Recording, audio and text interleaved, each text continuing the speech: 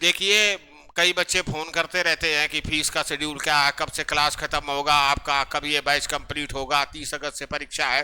तो पूरा शेड्यूल मैं आपके सामने लेके आया हूँ, फी स्ट्रक्चर सहित। अब देखिए, दूसरी बात ये है कि कई बच्चे फोन करके पूछते हैं, कमेंट करते हैं, तो भाई मेरी विनती यही है कि वे टीचर बेशऊर हैं जो बच्चों को बता देते हैं कि साहित्य के हो तो साहित्य का निबंध आए तो तुम लिखो ना उसको। मुद्दा इस बात का नहीं है, मुद्दा है नंबर पाने का। नंबर पाने से नौकरी मिलेगी, और वैकल्पिक विषय जो जिसका है उसको मजबूती से पकड़े रहिए। यहाँ तक निबंध की बात है, तो अब साहित्य का निबंध, सैकड़ों निबंध साहित्य में बनते हैं। अब हम मान लें हम साहित्य के हैं, हम साहित्य के निबंध तैयार करें और साहित्य का निबंध नहीं फंसा तो हम तो मर जाएंगे ना।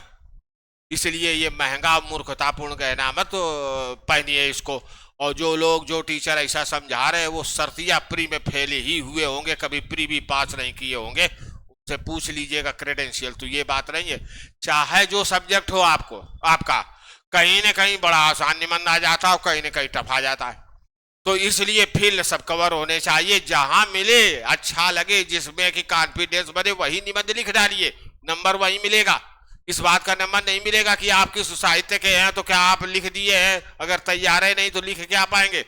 समझ में आई बात हो। और ये अनुभव सिद्ध बात मैं आपको बता रहा हूं। तो इस चक्कर में मत पड़िए कि आप साइंस के हैं तो इकोनॉमिक्स में नंबर नहीं मिलेगा। निबंध निबंध होता है। हाँ, हम साइंस के हैं तो साहित्य में नंबर नहीं मिलेगा, ये सब गलत बात है। हर खंड जब 6 उसने दिए तो 6 खंड से हम तैयार करें, और भगवान चाहेगा तो 1 2 3 निबंध हमें मिल जाएगा, उसमें अपना छांट के हम कर देंगे। मेरी ये बात ध्यान रखिएगा, ठीक। तो भ्रमित मत होइए और दिशाहीन मत होइए, ठीक। तो ये चीज है, चाहे जिस सब्जेक्ट के हो, चाहे साहित्य के हो, चाहे साइंस के हो आप, चाहे मैथ के हो आप, चाहे इकोनॉमिक्स के हो, चाहे जिसके हो, निबंध अपना खंड वाइज तैयार कीजिए। इतना कोई कठिन बात नहीं है, लिख के तो मैं दे ही दे रहा हूँ आपको, केवल तैयार करना। निबंध का लिखना बहुत कठिन होता है, तैयार करना बड़ा आसान होता है। अब जो निबंध मैं आपको पढ़ाऊंगा, एक भी बात और बता दूं, कई बच्चे ये कह रहे थे कि अरे सर इतना मैं कैसे तैयार करूंगा, 30 अगस्त को परीक्षा है, संतुलित हो जाएगा। तो उसकी राजा बेटा बात ये है कि जो निबंध मैं पढ़ाऊंगा उसमें आधे से ज्यादा तो ऐसे निबंध हैं जिसमें एक बार आप देख लेंगे तो अलग से कुछ तैयार करने की जरूरत है नहीं है। बस कुछ है निबंध 50% 40% ऐसे हैं जिन्हें 1 2 बार दोहराना पड़ेगा। तो इसलिए समय है, हाँ बर्बाद करने के लिए नहीं है, लेकिन उत्तम तैयारी के लिए है, पास होने के लिए समय है और टॉप करने के लिए समय है, ठीक। अब अपने मुद्दे पर आते हैं। देखिए, 6 खंड है आपके। पहला खंड है साहित्य और संस्कृति। तो 1 अगस्त से मैं अपना पेड बैच शुरू कर रहा हूं। तो पेड बैच में क्या कब मैं पढ़ाऊंगा ये मैं आपके निबंध का शेड्यूल दे दे रहा हूं। तो डिजिटल क्रांति और साहित्य 1 अगस्त को मैं पढ़ा दूंगा। 2 अगस्त को शायद संडे वगैरह है, तो भारतीय संस्कृति निरंतरता और परिवर्तन में 3 अगस्त को पढ़ा दूंगा। वैश्विक संस्कृति पर भारतीय संस्कृति का प्रभाव मैं 4 अगस्त को पढ़ा दूंगा। तो इस तरह कुछ निबंध मैं ट्रायल में पढ़ा चुका हूं और कुछ निबंध ये है। तो ये आपका साहित्य और संस्कृति हो गया। अब नेक्स्ट है राष्ट्रीय विकास योजनाएं और या उन आबलीग का मतलब यह होता है या उनका कार्यान्वयन। मतलब योजना नहीं पूछा, ये पूछ दिया कि वो लागू कैसे हो रही। जिसे देख रहे ना, डिजिटल इंडिया और बदलते भारत की तस्वीर, तो कार्यान्वयन है। तो इसमें हम विकसित भारत एट 2047 और ग्रामीण विकास, क्योंकि ये बड़ा ढीला टॉपिक, इसके अनंत पहलू हैं। ये इस तरह का निबंध बनता ही नहीं कि विकसित भारत, और विकसित भारत का मतलब क्या है। तो इसलिए सबसे जो महत्वपूर्ण खंभा है वो है ग्रामीण विकास। बिना ग्रामीण भारत के विकसित हुए भारत जो है विकसित राष्ट्र बन ही नहीं सकता। तो यही सबसे मुख्य खंभा है निबंध का, वही मैं उठा लिया हूं कि विकसित भारत @ 2047 और ग्रामीण विकास 5 अगस्त को हम पढ़ा देंगे। डिजिटल इंडिया और बदलते भारत की तस्वीर 6 अगस्त को हम लोग पढ़ लेंगे। गति शक्ति राष्ट्रीय मास्टर प्लान और अधोसंरचना का विकास 7 अगस्त को हम लोग पढ़ लेंगे, ठीक। तो इस तरह 2 खंड कवर हुए। अब तीसरे खंड पर आइए, राष्ट्रीय अंतरराष्ट्रीय सामयिक, मतलब कंटेम्परेरी या करंट, और जो सामाजिक समस्याएं हैं।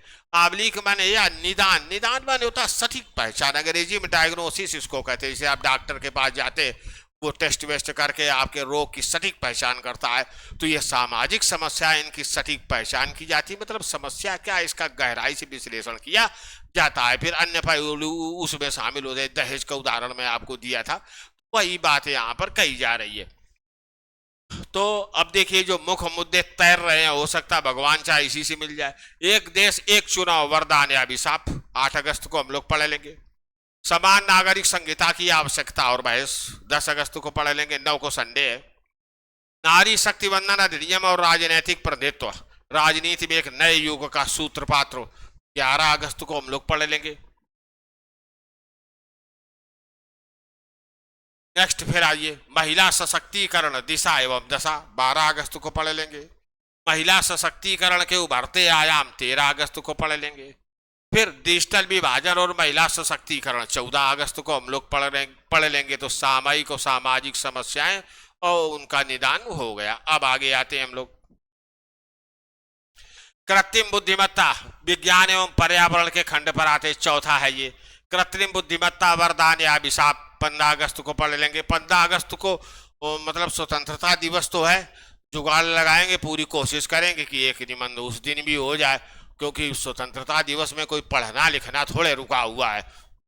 तो ये चीजें, और डिजिटल क्रांति और साइबर सुरक्षा, 17 अगस्त, 16 को शायद संडे, 17 अगस्त को पढ़ लेंगे। जलवायु परिवर्तन, मानवता के अस्तित्व का संकट, 18 अगस्त को पढ़ लेंगे। फिर आइए 5वें खंड पर, प्राकृतिक आपदाएं एवं उनके निराकरण, कंक्रीट के जंगल और डूबते नगर, अनियोजित शहरीकरण और बाढ़ का संकट, 19 अगस्त को पढ़ लेंगे। भूकंपीय संवेदनशीलता व अनियंत्रित निर्माण, बड़े संकट की आहट, 20 अगस्त को हम लोग पढ़ लेंगे। ठीक, अब 6वें खंड पर आते, कृषि उद्योग एवं व्यापार। तो जलवायु स्मार्ट कृषि, समय की मांग, 21 अगस्त को पढ़ लेंगे। भूजल संकट और कृषि का भविष्य, 22 अगस्त को पढ़ लेंगे। तो इस तरह 22 अगस्त तक हमारी क्लास हम लोगों की फिनिश हो जाएगी। ठीक है, तो ये चीज है, ये कोई उतना बुरा नहीं है। दूसरी बात इसमें ये भी है, जो कृषि वाले ये दोनों निबंध है, बस लिखने में कठिन है ये।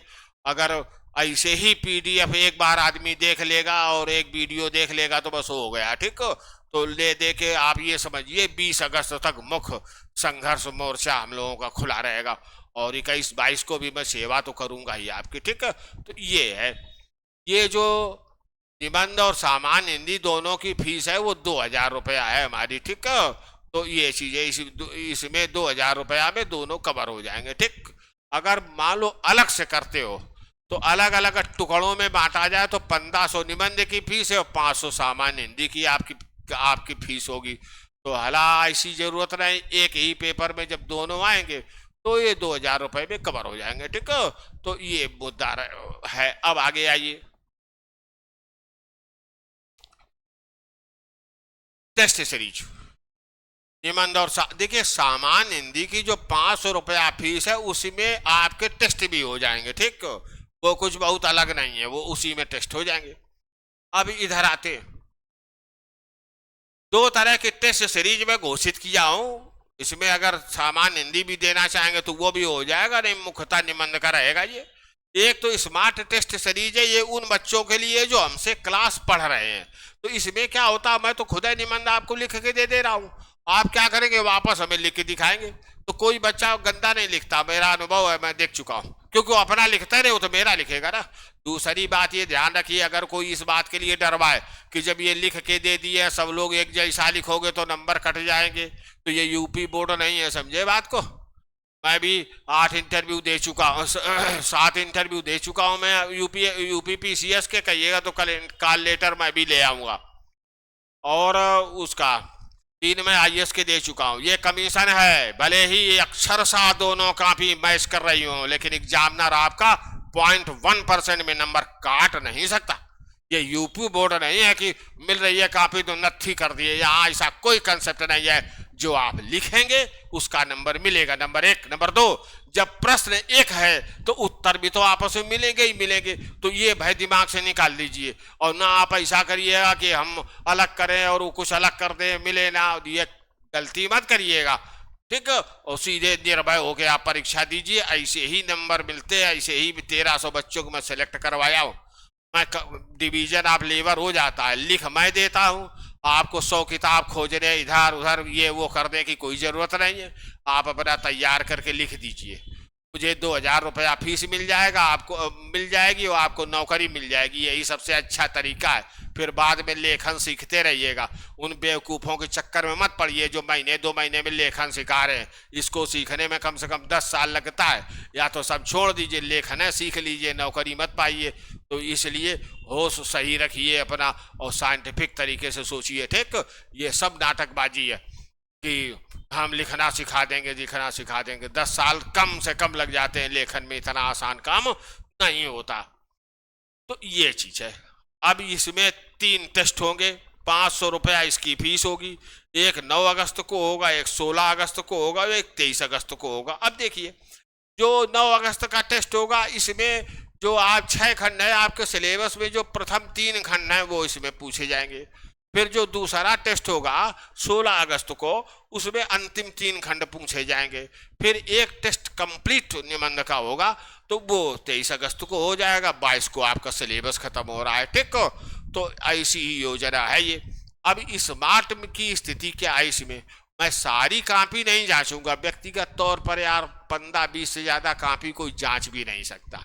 अगर कोई दावा करता है कि मैं जांच रहा हूं तो बहुत झूठा और मक्कार आदमी है वो, ठीक। और लड़के अगर 15-20 से ज्यादा हुए जो कि हो जाएंगे तो कापी में कैसे जांच पाऊंगा। तो इसमें सबसे अच्छा तरीका ये है कि उन कापियों में जो सबसे बेस्ट कापी होगी 2, वो मैं चेक करूंगा।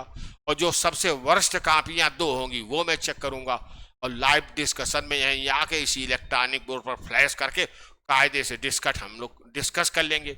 जब डिस्कस कर लेंगे तो सबकी सारी समस्याओं का अपने आप समाधान हो जाएगा। जहां कोई दिक्कत है सब दूर हो जाएगी। मेरा ऐसा ही सोचना है। फिर आप लोग अपना मत व्यक्त करिएगा, ठीक हो। तो ये चीज है। दूसरी जो टेस्ट सीरीज है वो बाहरी बच्चों के लिए जो मुझसे क्लास नहीं कर रहे हैं।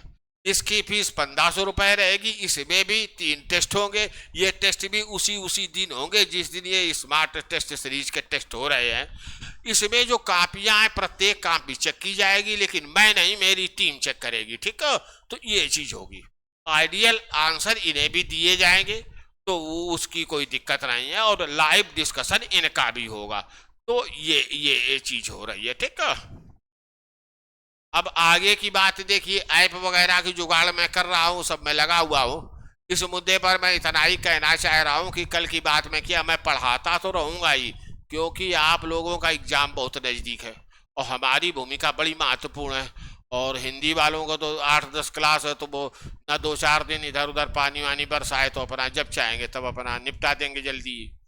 तो अगर मैं ऐप की जुगाड़ कल नहीं कर पाया, लेकिन क्लास में लूंगा, बस और कुछ नहीं होगा। मेरा बुरा होगा, मेरा मैटर सार्वजनिक होगा, होने दीजिए, घाटा मैं झेलता हूँ। और आप जो है एक बार विश्वास करके देखिए, सब सही होगा। Best of luck, okay. और बाकी इधर उधर के चक्कर में मत पड़िए, अपना सीधा काम कीजिए, सीधे तैयारी कीजिए, ठीक है। और जो ये लोग सिखाते हैं, मैं भी देखो मेरी वाइफ मथुरा वृंदावन गई हुई है। अब हमारा दुर्भाग्य, मैं सारे डॉक्यूमेंट इंटरव्यू के खो दिया, लेकिन लास्ट इंटरव्यू का बीबी सुरक्षित रखे है। 4 तारीख को आ जाएगी तो कहिएगा तो मैं भी टांग दूंगा इलेक्ट्रॉनिक बोर्ड पर कि इसको देखिए। और जो लोग आपको शिक्षा और दिशा दिखा रहे हैं उनसे भी कहिए कि टांगिए, अभी प्राण निकल जाएंगे, क्योंकि ये प्री में फेल वाले हैं, इनके पास कुछ इस तरह का है नहीं और मुझसे बदतमीजी कर रहे हैं 2 दिन से ये लोग। ओके, थैंक्स, हम लोग अपना काम करते हैं, ठीक है।